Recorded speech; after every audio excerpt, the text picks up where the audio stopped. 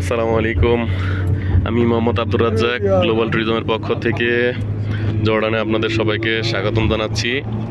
আমরা 5 রাত 6 দিনের একটি কর্পোরেট ট্যুরের আয়োজন করেছিলাম।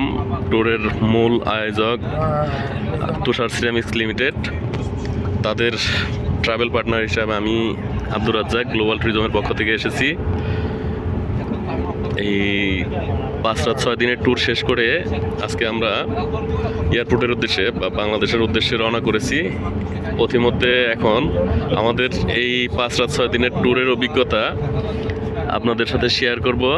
তুষার সিরামিক্স লিমিটেডের পক্ষ থেকে যে সকল এমপ্লয়ি মহোদয় বা এই ম্যানেজমেন্ট লেভেলের যে সকল স্যার এসেছেন, সকল স্যারদের অভিজ্ঞতাটা আপনাদের সাথে শেয়ার করার জন্য চেষ্টা করব।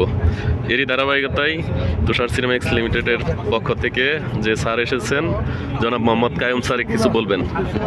আসসালামু আলাইকুম স্যার, একটু জর্ডান ট্যুর সম্পর্কে কিছু বলেন। ওয়ালাইকুম সালাম। আলহামদুলিল্লাহ, আমরা 6 দিনের ট্যুর শেষ করে আজকে চলে যাচ্ছি বাংলাদেশের উদ্দেশ্যে রওনা হয়েছি। তো জর্ডান ট্যুরে যে এক্সপিরিয়েন্স, আসলে ট্যুরে আসার আগে আমাদের ধারণাটা একরকম ছিল।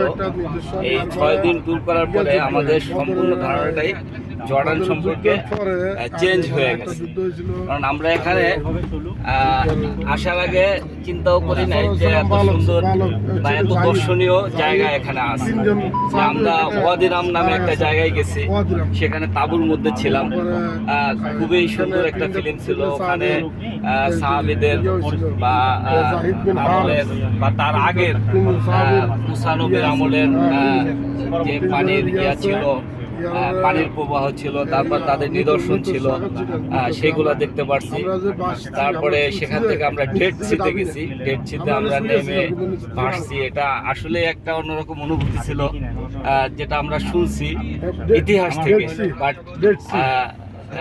এটা নিজস্ব ওটা ওখানে গিয়ে পেয়েছি। তারপরে আমরা সাহাবি গাছের ওখানে গেছি, সেটাও আলাদা একটা ফিল। হাজার হাজার একর জায়গা মরুভূমি, তার মধ্যে একটি গাছ দাঁড়িয়ে আছে, সাহাবি গাছ।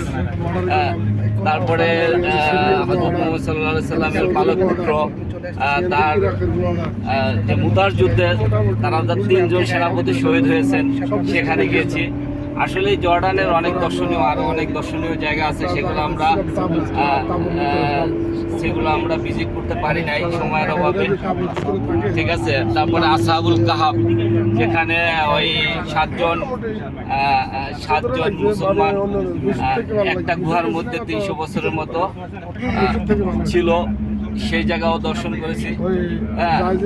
তো সব মিলে খুবই ভালো একটা অনুভূতি, খুবই ভালো লাগছে, ঠিক আছে। আরো সময়ের অভাবে আরো অনেক জায়গা আছে, দর্শনীয় জায়গা জর্ডানে, যেগুলো আমরা টাচ করতে পারি না। ইনশাআল্লাহ ভবিষ্যতে যদি সুযোগ হয় আমরা আবার আসবো, এবং যারা আসতে চান অবশ্যই জর্ডান ঘুরতে আসতে পারেন, এবং দেখার মতো অনেক কিছুই আছে।